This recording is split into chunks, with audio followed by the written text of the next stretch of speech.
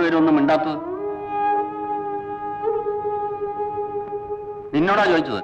നിനക്കൊന്നും പറയാനില്ലേ? അപ്പൻ എല്ലാം അറിഞ്ഞില്ലേ? അറിഞ്ഞു.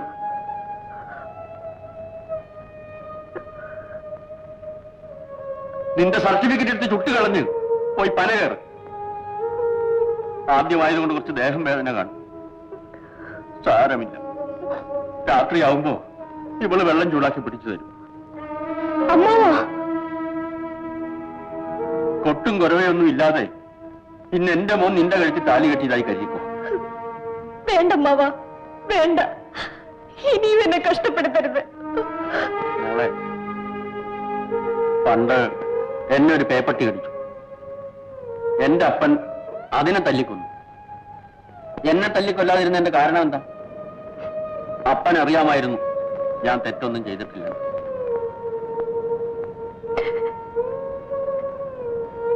ഇന്ന് നീ ആറ്റിപ്പോയി കുളിക്കണ്ട. മേശമണി വെള്ളം കോരിത്തരും.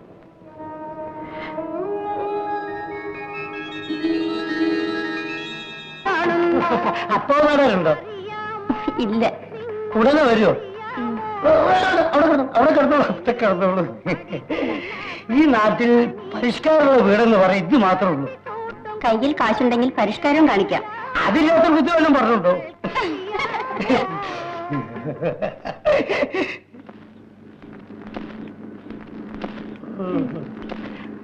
ആ മുത്തം കാരണം നമ്മുടെ ആൾക്കാർക്ക് ഈ നാട്ടിൽ ജീവിക്കാൻ വയ്യാണ്ടായി. നിന്റെ അപ്പൻ ഒരാൾ വിചാരിച്ച അവൻ തോൽപ്പിച്ചാണ് കിടത്ത. അപ്പം പറഞ്ഞ ഈ നാട്ടിലൊരു വിലയുണ്ട്. ആ വിലയുണ്ട്. ആ വില ഉപയോഗിക്കണമെന്ന് പറയാനാണ് ഞാനിങ്ങോട്ട് വന്നത്.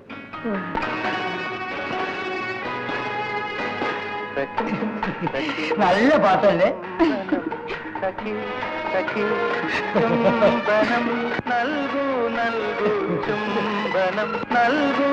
ചിലപ്പോ അങ്ങനൊരു കുഴപ്പമുണ്ട്. വേണ്ട വേണ്ട, ആ കുഴപ്പം എനിക്ക് ഇഷ്ടമാണ്. അങ്ങനെ തന്നെ ഇരിക്കട്ടെ.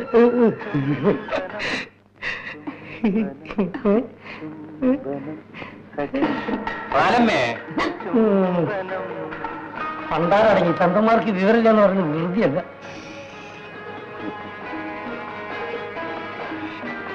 എന്താ പാലയ്യ വിശേഷം? ആ മുത്തിനെ നമുക്കൊന്ന് ശരിപ്പെടുത്തണം. അതിനെപ്പറ്റി ആലോചിക്കാനാണ് ഞാൻ വന്നത്. ശരിയാണ്, അവനെ ഇങ്ങനെ വിട്ടാ പറ്റില്ല.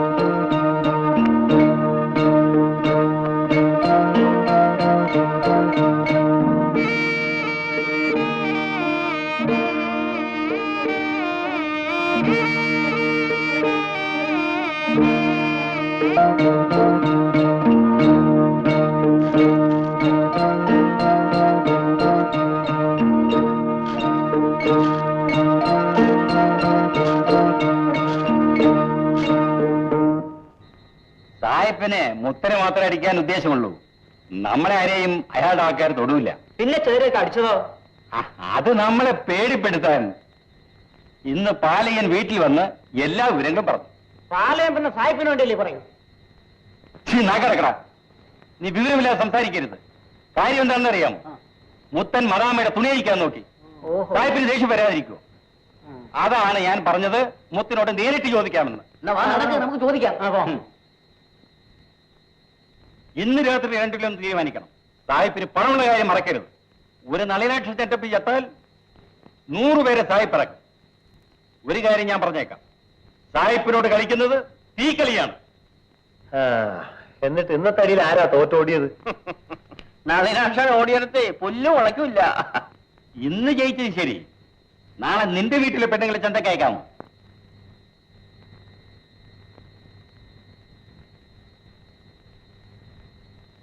എന്താ ഒന്നും മിണ്ടാത്തത്? മിണ്ടാനൊന്നും ഇല്ലാഞ്ഞിട്ട് തന്നെ.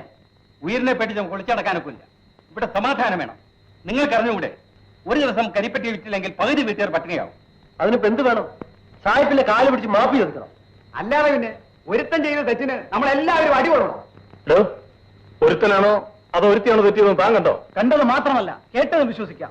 ഇല്ലെങ്കിലേ ഒരുത്തനും തന്തയില്ലെന്ന് പറയേണ്ടി വരും. എന്നാൽ മാരിയമ്മൻ സാക്ഷിയായിട്ട് ഞാൻ പറയുന്നു, ഞാൻ തെറ്റുകാരനല്ല. ഓ, തന്റെ ചെരിയുടെ അർത്ഥം എനിക്ക് മനസ്സിലാവുന്നുണ്ട്. തന്റെ വാ തുറന്ന് പറയാമോ ഞാൻ തെറ്റുകാരനാണെന്ന്? ആ നിമിഷം വരെ പല്ലടിച്ചാൽ താഴെ ഇത് നല്ല കൂട്ടായി. നമ്മളെ തല്ലിന് കാര്യം നീ സമാധാനപ്പെടേ. തല്ലിയാലോ? ഞാൻ സമാധാനപ്പെടാം, പക്ഷെ ഇവരെ അക്ഷരം വേണ്ടി പോരും. കരിപ്പെട്ടി എങ്ങനെ വിൽക്കാമെന്ന് പറ. അതാണ് ഇപ്പൊ അറിയേണ്ടത്. നിന്നെ ഈ നാട്ടിൽ നിന്ന് പറഞ്ഞു വെച്ചാലേ സായിപ്പ് കരിപ്പെട്ടി വാങ്ങും. അങ്ങനെയാണെങ്കിൽ സായിപ്പ് കരിപ്പറ്റി വാങ്ങണ്ട. നമ്മൾ പിന്നെ പട്ടിണി എടുത്ത് ജാകണം. മുഴുവൻ കരിപ്പട്ടിയും ഞാൻ വിലക്കെടുക്കാം.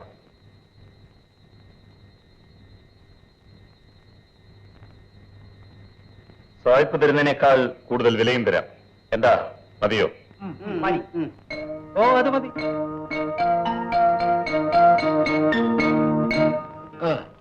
ഇനി നിന്റെ പ്രമാണം തരൂ.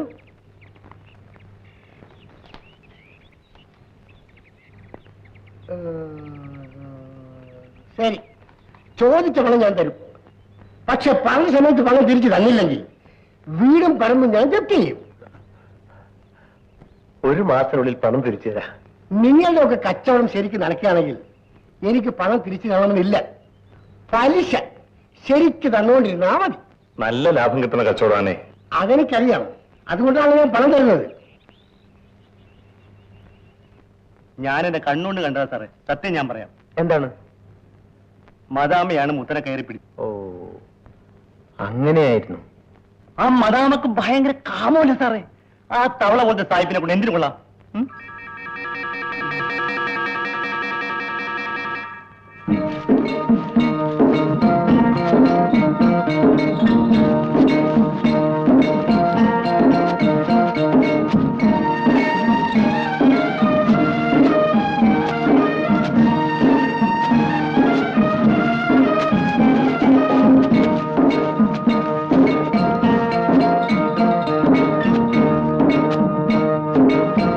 അടിക്കതല കെട്ട്.